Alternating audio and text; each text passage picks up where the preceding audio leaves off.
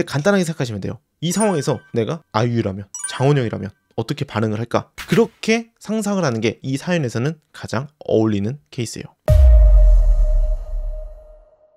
이 사연은 많은 분들에게 큰 힘이 될 것 같아. 그래서 제가 하자고 했던 거고, 닉네임은 토끼얌이고 연구원이시고 되게 밝은 성격, 상대방은 2살 연상의 생산직 직원분이시고 게임 오프라인에서 만나고, 아무튼 상대방은 전주고 본인 보러 부산 내려 장거리네요. 주기적으로 만나기 시작하면서 12월부터 연애를 시작했고, 토끼님이 전라도로 취직하면서 가까워졌고, 상대방도 근처에 취직했고, 큰 싸움 없이 잘 만나왔었는데 상대방 마음은 있지만 이전에 만나면 행복했다면 현재를 만나도 행복하지 않다면 갑자기 이별 통보. 한번 매달리고 생각할 시간 일주일 가짐.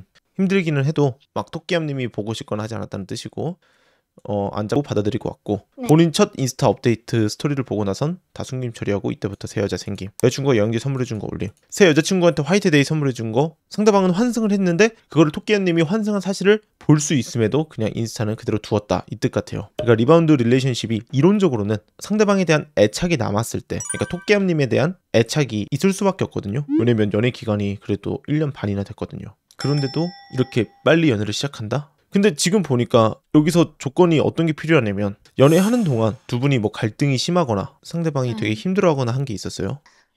상대방이 약간 이전 연애에선 다 남자나 뭐 바람, 남사친 문제 이런 문제들이 좀 있었어서 그런 것 때문에 좀 스트레스를 받는 그 제한선이 꽤 높았다고 해야 하나? 그래서 사실 전 남사친이 거의 없어서 남사친 문제는 거의 없었고, 뭐 갈등이라 해봐야 표현을 잘 안 해줘서 서운해 한다든지 아니면 못 만나서 조금 서운해 한다든지 투정 정도? 그리고 약간 제가 그런 투정을 부릴 때마다 사실 상대방은 대부분 연상을 만났었거든요. 근데 제가 연하다 보니까 저한테 막 어려서 그런가 막 이런 얘기를 엄청 자주 했어서 서운해해도 약간 그냥 침착하게 그냥 가라앉히고 그냥 이야기로 많이 푸는 스타일이긴 했어요. 사실 갈등이라고 할 거는 그런 정도였는데 제 생각에는 신뢰는 떨어뜨리는 행동을 거의 하진 않았던 것 같아요. 맞아요. 그냥 확실하게 결론부터 말씀드리면 이 사연은요, 가치의 문제입니다. 매력의 문제예요. 근데 여기서 이제 제가 매력이라고 얘기를 하잖아? 그럼 많은 분들이 착각을 해요.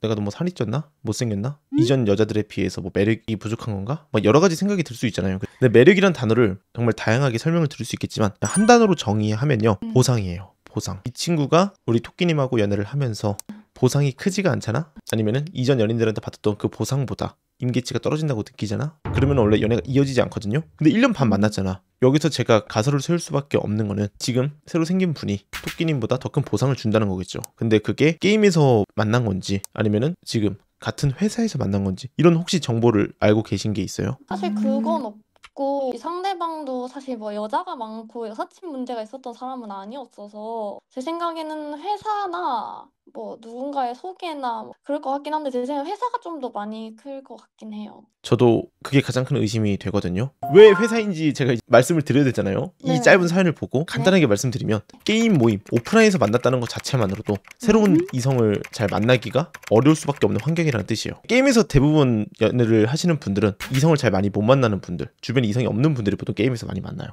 그 조금 이해가 안 될 수도 있거든요. 아니, 게임하다가 좋으면 만날 수 있는 것도 아닌가 하는데 보통 통계적으로 그래요. 보통 제가 게임에서 만나서 오시는 분들을 상담을 많이 하잖아요. 그러면은 상대방은 막 못 소린 경우가 되게 많아요. 막 30대인데도. 아무튼 저는 딱 감으로 그냥 느껴서 말씀드린 건데, 대체자를 잘 구할 수 있는 성격이 아니라는 느낌이 확 들어가지고 저는 무조건 회사에서 상사직 분을 사귀는 게 아닐까. 근데 지금 만나는 여자친구분은 어떤 분인지 알아요? 그러니까 뭐 외모나 아니면 나이나 뭐. 조금 알아본 걸로는 얼굴은 이렇게 객관적으로 봤을 때 엄청 이쁘시진 않으신 것 같고, 나이는 사실 26살이면 저보다 한 살이 어리겠죠? 이 정도만 알고 있는 것 같아요. 일단 여기서 제일 중요한 건 토끼암님이 어떤 부분에서 조금 매력이 떨어졌는지, 사실 이거를 체크하는 것보다는 그냥 그 친구 곁에 새로운 설렘이 다가오는 사람이 등장했다는 게 문제인 거겠죠?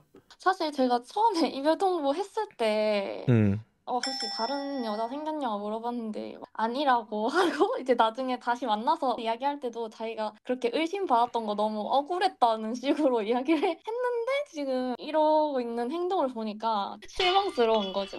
일단은 주변에 괜찮은 사람이 다가온다고 해서 다 유혹에 넘어가고 그러지는 않아요. 그렇게 따지면은 뭐 예를 들어서 모든 연예인 부부는 다 바람이 나야 돼? 그건 아니잖아요. 그죠? 애착이라는 게 원래 약한 사람일 수도 있고요. 아니면 진짜로 토끼님한테 어떤 부분에서 충족을 받지 못했는지도 있을 수 있죠. 근데 이거는 이 정도 사연을 보고서는 분석이 아예 안 돼요.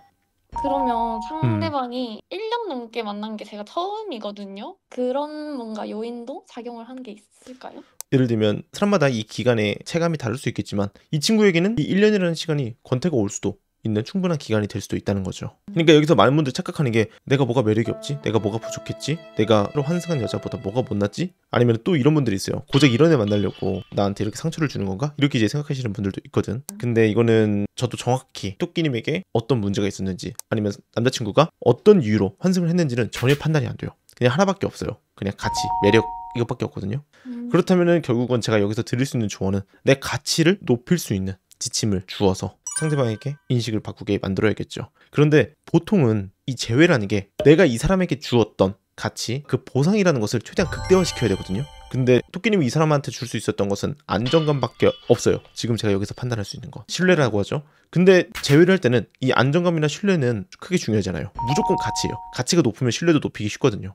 그래서 이거는 조금 이해가 어려실 수도 있겠지만 토끼님이 엄청 강하게 나가야 되고요. 되게 공격적인 게 아니라 이런 상황 아무렇지도 않아. 너 그냥 그 정도밖에 안 되는 사람이었지. 이런 느낌으로 가야 돼요. 차여가지고 환승당해가지고 되게 막 분노하고 부들부들대고 난 너 같은 놈 아니어도 좀 잘 만날 거야 이러면서 어때? 공격적으로 나가잖아? 그럼 상대방 입장에서는 차였으니까 센 척하는구나 이런 느낌으로 전달이 돼요. 그래서 절대로 가치가 높아지지 않아요. 이렇게 좀 생각을 하시면 좋아요. 우리 토끼님이 예를 들어서 상상을 해보는 거야. 상상. 내가 아유야, 장원이 형이야.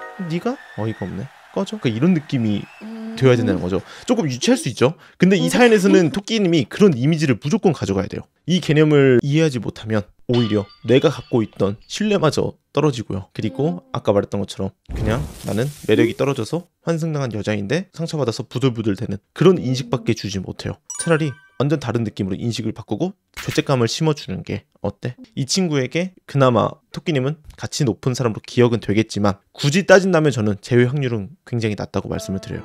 왜냐면 이렇게까지 상대방이 업데이트까지 다 숨김처리해놓고 괘씸하게 대놓고 환승을 어떻게 보면 즐긴다는 것은 토끼님에 대한 애착이나 마음이 많이 식었다는 걸 뜻해요. 처음에 이별 통보를 받았을 때는 제가 엄청 울고 그랬다 보니 더 이야기했을 때도 제가 엄청 매달려 감정적일 줄 알았는데 마지막 만날 때는 안 울고 이러다 보니까 저보고 되게 담담해 보인다고 자기는 힘들었는데 잘 지냈냐고 약간 이런 이중 심리를 엄청 많이 보이더라고요. 사실 그것만으로도 인식은 바꿀 수 있죠. 예를 들면 내가 찾는데 찬 느낌이 아니라 차인 느낌이 들 수도 있고 뭐지? 얘도 나를 그만큼 안 좋아했었나? 뭐 이런 생각이 들게 할 수도 있죠. 그 상황에서는요. 그건 되게 잘했거든요. 네, 그래서 그냥 할 말 없냐고 해서 시간 가지면서 좀 기대를 했는데 이렇게 너가 안 된다고 하면 나도 안 되는 걸 더 조르고 싶진 않다. 그냥 잘 지내? 이렇게 얘기하니까 이제 근데 우리는 다시 만날 수도 있을 것 같아. 이런 식으로 계속 사람을 헷갈리게 해서 그냥 대꾸 안 했거든요.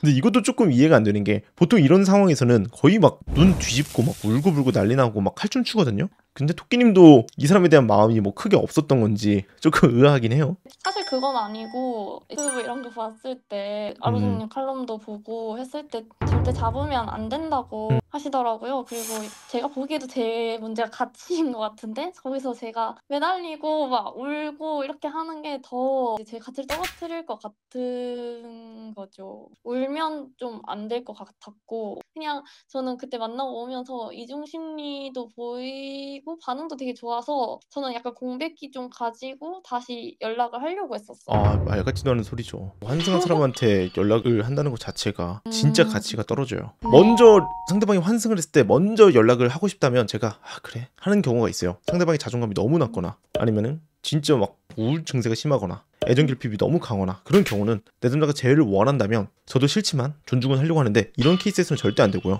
일단은 지침을 드리겠습니다. 잘 들으세요. 여기서 지침은 되게 덤덤해야 돼요. 인스타는 다 끊고요. 메시지를 보내야 돼요. 예상은 했었지만 이렇게 뒤에서 아무렇지 않게 연애를 즐기는 거 보니까 내가 뭐 소름이 돋는다. 아니면 내가 뭐 소시오패스를 만났나? 내가 이런 미친 사람을 만났나? 하는 생각이 들었었다고. 근데 내가 이런 상황에서도 아무렇지 않은 거 보면은 나도 만나는 동안 마음이 식었고 다른 사람을 만나보고 싶었던 심리가 더 컸던 것 같다고. 나도 더 좋은 사람 만나겠다. 혹은 다가오는 분이 있다. 새로운 사람을 알아가고 있다. 이런 식으로 이야기를 해야 돼요. 되게 유치하죠. 근데 이렇게 가야 상대방은 죄책감도 들고 나에 대한 인식도 얘가 이 정도였나? 라는 느낌이 들어요. 지금 이 영상을 보고 계시는 분들이 이거 되게 어렵게 생각할 수 있거든요. 아니 저게 도대체 무슨 지침이라는 거지? 라고 생각할 수 있는데 근데 간단하게 생각하시면 돼요. 이 상황에서 내가 아이유라면 장원영이라면 어떻게 반응을 할까? 그렇게 상상을 하는 게 이 사연에서는 가장 어울리는 케이스예요. 그리고 실제로 어때? 내 가치를 압도적으로 높여야 돼요. 당연히 사진 관리도 하셔야 되고요. 그리고 그런 지침을 보내고 상황에 따라서는 이제 차단 여부까지 시키는데 이 사연에서는 저는 굳이 차단도 시키지 말라고 해요. 토끼님이 지금 어떻게 내 매력 관리를 하고 계시는지 모르겠지만 객관적인 가치는 무조건 높이셔야 돼요. 외모나 사진은 기본으로 하셔야 되고요. 그 다음에 여자의 가치를 어떻게 높여야 되는지도 공부를 많이 하셔야 돼요. 아무튼 되게 충격적이고 가슴 아픈 사연일 수도 있는데 이렇게 밝게 이야기하는 거 보니까 저는 그게 더 마음이 아파요. 아까 제가 말씀드린 대로 그렇게 해서 지침을 써도 되고요. 지침을 생략해도 돼요. 근데 제일 중요한 건 뭐야? 진짜 내 객관적 가치를 높이는 거야. 그것만 기억해 주세요. 아시겠죠? 아무튼 잘 이겨냈으면 좋겠고요. 혹여나 막히거나 또 도움이 필요하시면요. 언제든 라이브에서 편하게 질문하세요. 저도 더 좋은 콘텐츠로 인사드릴게요. 네, 감사합니다. 네, 이번 한 주 힘내시고요. 조금이나마 편안한 밤 보내셨으면 좋겠습니다. 애쓰셨어요.